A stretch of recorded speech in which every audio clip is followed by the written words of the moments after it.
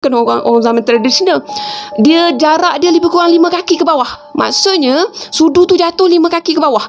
Jadinya masa dekat tempat duduk, depan tempat duduk tu ada tangan korang, ada tangan yang memanjang mencapai sudu tu. Korang boleh bayang tak kalau kena kat korang macam mana? Kalau tiba-tiba korang nampak tangan tu panjang tu menyusur ambil sudu, lepas tu tiba-tiba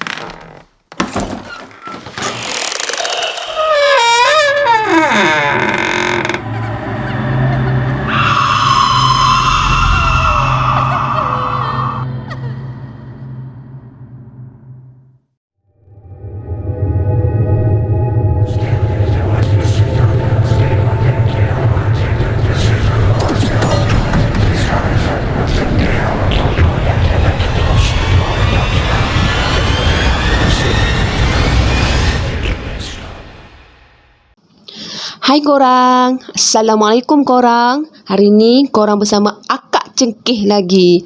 Hari ni Akak nak ceritakan mengenai kisah seram yang seakan sama dengan satu filem yang pernah Akak tengok. Korang pernah tak tengok filem seram Nang Nak versi Siam?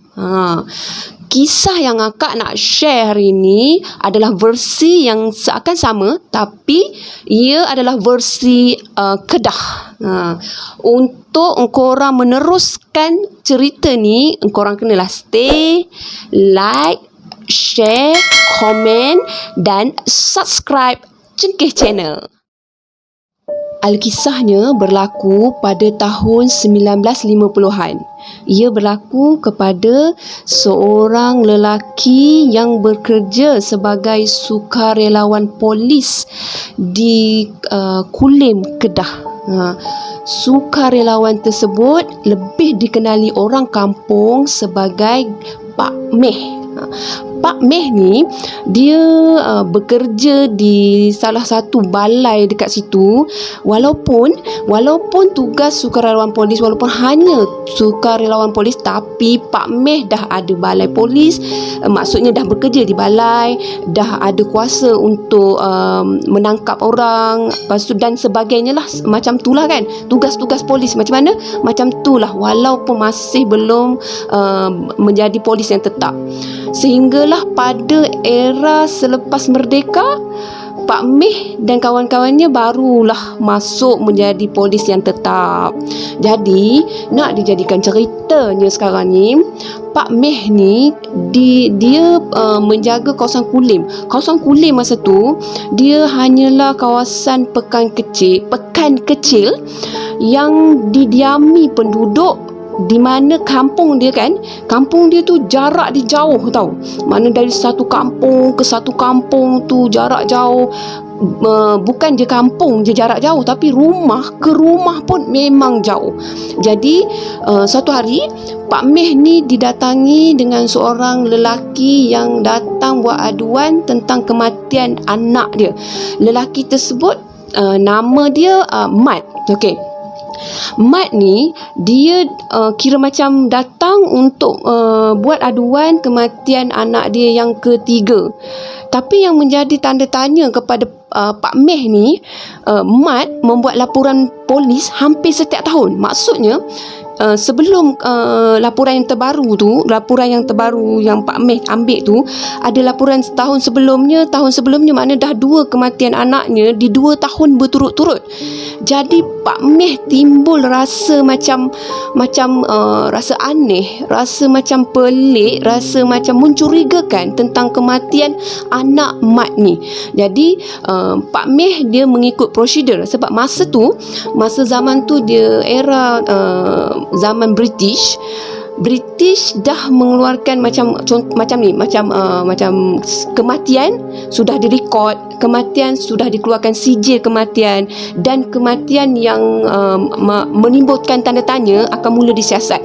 Jadi Pak Meh membuat permohonan dengan OCPD British masa tu, membuat permohonan untuk menyiasat kes Mat ni, sebab kes Mat ni agak macam bila kematian berturut-turut ni, dia jadi agak macam bukan kematian yang tak disengajakan atau bukan kematian yang biasa. Jadi Pak Meh ni buat keputusan untuk menyiasat kes ni, di dalam membuka kertas siasatan kes ni lah.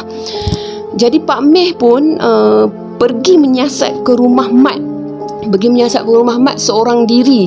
Jadi usahalah Pak Meh ni meredah hutan, sebab nak masuk ke rumah Mat ni pun memang kena redah semak samun lah, hutan semak samun, sebab jarak dia memang jauh lah kan.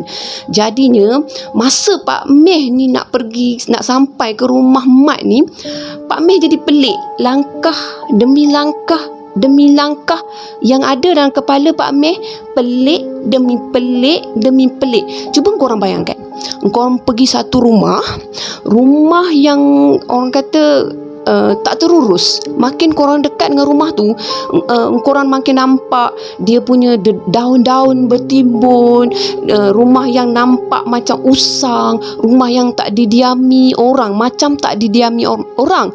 Tapi Pak Meh ni dia kuatkan semangat dia.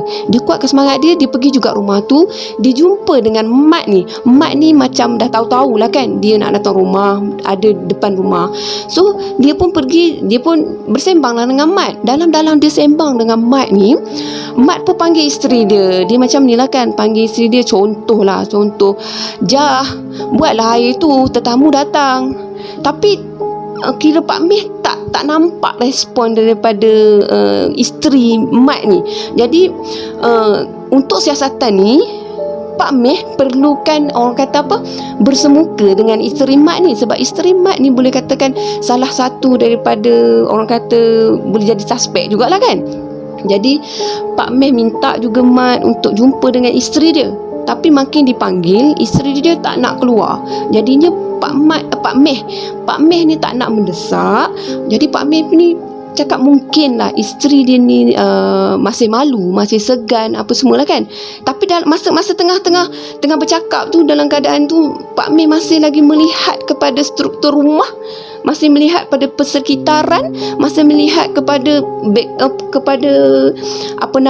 semak samun rumah, macam tak logik tau rumah tu didiami sebenarnya. Jadi Pak Mat pun minta izin untuk balik dulu dan akan datang semula esok untuk siasatan seterusnya. Jadi Pak Meh pun balik. Pak Meh jumpa dengan salah seorang kawan dia yang juga sukarelawan polis. Dan Pak Meh bercerita situasi tu pada sukarelawan ni. Sukarelawan ni kawan dia ni, nama dia Pak Din. Dan untuk pengetahuan korang, Pak Din ni dia ada pengalaman dengan dunia-dunia gaib. Bukan dunia gaib lah, orang kata alam-alam jin. Maksudnya dia ada basic, ada pengalaman, maksudnya nak berhadapan dengan benda-benda macam tu. Jadi dari penceritaan Pak Meh kepada Pak Din, jadi Pak Din ni berminat untuk membantu. Jadinya esoknya, penat bercerita, esoknya Pak Meh dengan Pak Din ni pun buat keputusan untuk pergi semula ke rumah Mat. Okey, diorang pun pergi ke rumah Mat. Masa nak masuk kawasan rumah Mat tu, kira Pak Meh tak menceritakan apa-apa pun. Maksudnya macam ni, maksudnya tak adalah nak menegur kan, kita dah pergi rumah orang, masuk kawasan orang, kawasan dekat pula dengan benda tu, tiba-tiba nak bercerita, ni nampak tak gini, memang tak lah kan. So sama-sama diam. Bila sama-sama diam, masuk dekat rumah Mat tu, Pak Din minta Mat ni panggil isteri dia, kira untuk membantu siasatan lah kononnya, panggil isteri dia. Jadi Mat ni pun panggil lah isteri dia, berulang-ulang kali panggil, tetap tak nak keluar. Bila isteri dia tak nak keluar, jadinya macam nak tengintai-intai lah kan, tengintai juga. Tapi itulah, bila diintai-intai kan, tengok dalam rumah tu macam tak teratur, macam usang macam tu kan. Jadi ni timbullah perasaan tak sedap hati lah dalam bukan tak sedap hati lah, orang kata perasaan mencurigakan Pak Din. Jadi Pak Din Pak Din tak bagi tahu pun pada Pak Meh yang dia dah ada bawa sesuatu untuk tengok sama ada rumah tu betul-betul ada sesuatu yang pelik atau tak. Jadi Pak Din, masa tengah Pak Meh ni bersembang dengan Mat ni, Pak Din ambil kesempatan tu untuk letak sebiji telur rebus di perkarangan rumah tu tau. Telur rebus tu bersama dengan limau purut, sebiji limau purut. Jadi Pak Din ni ambil kesempatan tu, dia letak diam-diam.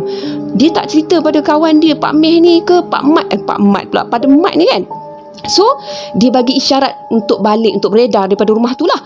Pak Din bagi isyarat pada Pak Meh untuk beredar rumah tu. Perlahan-lahan dia orang pun beredar. Dia orang cakap dia orang akan datang bagi esok. Jadinya besoknya dia orang pun datang. Masa tu lah kira macam Pak Din ni baru nak beritahu bila dia pergi ke tempat yang dia letak telur tu. Jadi Pak Meh pelik lah, apa yang Pak Din buat. Lepas tu bila Pak Din tunjuk bahawa ada kesan makan telur tu, barulah Pak Meh merasakan yang benda pelik tu, yang benda yang orang kata menyeramkan tu sebenarnya berada di rumah tu. Jadinya gambaran Pak Meh ni kira macam tak jelas, sebab hanya yang merasakan yang betul-betul merasakan semua tu Pak Din. Sebab Pak Din dia memang boleh merasakan sesuatu yang menyeramkan, sesuatu yang bukan, orang kata bukan daripada dunia sebenar, lebih kurang macam tu lah kan. Jadi Pak Meh dengan Pak Din ni pergi, lepas pada tengok telur tu, dia pergi jumpa Mat. Dia pergi jumpa Mat sekali lagi. Dia minta Mat panggilkan isteri dia. Tapi Mat panggil sebab jarak rumah. Korang pernah tak tengok rumah tradisional Kedah? Rumah tradisional Kedah ni, rumah dia tinggi tau. Lepas tu dia orang kata apa, dia ada anak tangga tau. Anak tangga ni macam tersusun anak tangga macam tu. Jadinya nak panggil isteri dia ni pun bukannya boleh bisik, Jah, bukan. Mana dia panggil Jah, macam tu kena kuat jugalah kan. Tapi tak dengar, tak ada respon juga korang. Tak ada respon. Jadi Pak Din cakap tak apalah, dia kata kan, kita sembang dekat tangga. Dia cakap cerdik Pak Din ni. Pak Din memang bijak. Kita bersembang kat tangga untuk meletakkan posisi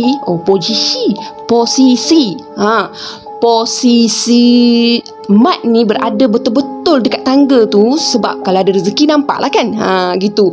Jadi Pak Din ni pun buat macam panggil Mat turun ke tangga tu, duduk kat tangga tu, santai-santai nyembang-nyembang dekat tangga tu lah kan. Lepas tu kebetulan masa tu ada sudu jatuh daripada dapur rumah Mat ni.